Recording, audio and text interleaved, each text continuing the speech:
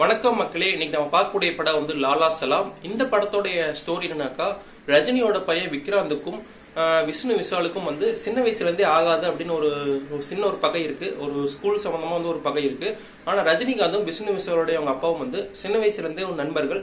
மதங்கள் வேறையா இருந்தாலுமே எம்மதமும் சம்மதமே அப்படின்னு சொல்லி ரெண்டு பேருமே வந்து நண்பர்களா இருக்காங்க. ஒருத்தர் வந்து உதவியா இருக்காங்க. ஆனா இவங்க ரெண்டு பேருமே வந்து சின்ன வயசுல இருந்து அடிச்சுக்கிறாங்க. ப்ளூ ஸ்டார் படத்துல வர அதே ஸ்டோரி தான் மக்களே. ஒரு ஊருக்குள்ள வந்து கிரிக்கெட் மேட்ச் நடக்குது.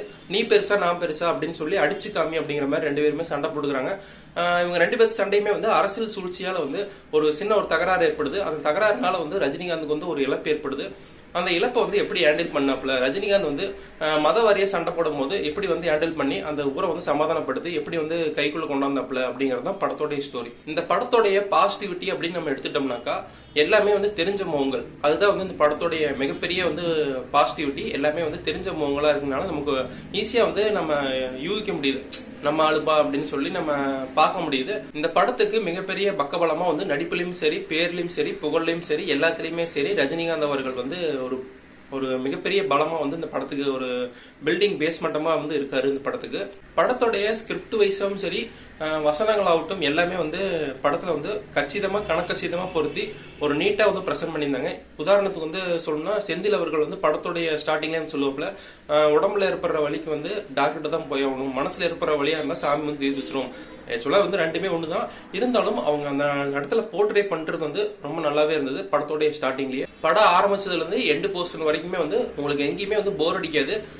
கதை எப்படி உள்ள நம்ம கொண்டு போகுதோ, இன்வால்வ் ஆகி நம்மளை கொண்டு போகுதோ அதே மாதிரி கடைசி வரைக்கும் மெயின்டைன் பண்ணியிருந்தாங்க. இதுவே இந்த படத்துக்கு வந்து ஒரு மிகப்பெரிய வெற்றி. ஏன்னா அழகா வந்து கன்வே பண்ணி கொடுத்துருந்தாங்க. எங்கேயுமே வந்து ஒரு ஃபைட் நடக்குதுன்னு அப்படின்னா சேர் எடுத்துட்டு வந்து போடுறதாகட்டும், ஒரு ஸ்லோ மோஷன்லாம் நடக்க முடியாது, அது மாதிரிலாம் இல்லை. கொஞ்சம் ஸ்பீடா வந்து கதை நகர்ந்துச்சு. அதனாலேயே நமக்கு வந்து உட்காந்து பார்க்க முடிஞ்சது. ஒரு ஸ்லோ பேஸ்ட் நகர்ந்துருந்தாக்கா நம்ம வந்து படம் வந்து என்னடா அது போர் அடிக்குது அப்படிங்கிற மாதிரி கொண்டு போயிருப்பாங்க.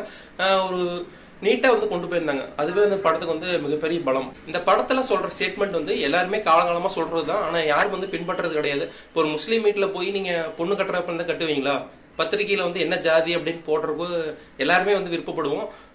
நான் வந்து ஜாதி இதெல்லாம் பாக்குறது இல்லை. இருந்தாலுமே கிறிஸ்டின் வீட்டுல போய் கட்ட முடியுமா, இல்ல முஸ்லீம் வீட்டுல போய் பொண்ணு கட்ட முடியுமா? 90 கிட்ஸுகளுக்கு பொண்ணே கிடைக்க மாட்டேங்குது. எம்மதமும் சம்மதம் அப்படிங்கிறீங்க.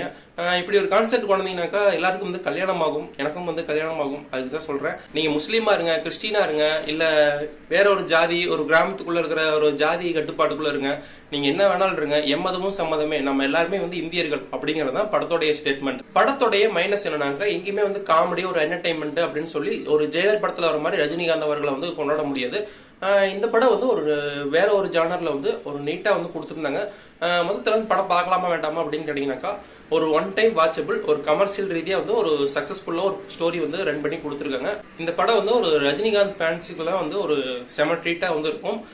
முக்கியமா வந்து ஒரு ஊருக்குள்ள ஒரு கிராமத்துக்குள்ளேயே வந்து படத்தை எடுத்திருக்காங்க. அதனாலேயே வந்து ஒரு கீழ் அடித்தட்டு மக்களுக்கும் போய் இந்த படம் சேரும். ஒரு பணக்கார வீட்டு பசங்க, ஒரு ஜாலியா பசங்களா இருப்பாங்க இல்லையா, அவங்களுக்கும் போய் இந்த படம் வந்து சேர்ற மாதிரி எல்லா விதமான மக்களும் வந்து இந்த படத்தை பார்க்கணும் அப்படின்னு ஸ்கிரிப்ட் பண்ணி எடுத்த மாதிரி எனக்கு தோணுச்சு. இந்த படம் வந்து ஒரு ஒன் டைம் வாட்சபிள். இந்த வீடியோ பிடிச்சிருந்தா லைக் பண்ணுங்க, ஷேர் பண்ணுங்க, கமெண்ட் பண்ணுங்க.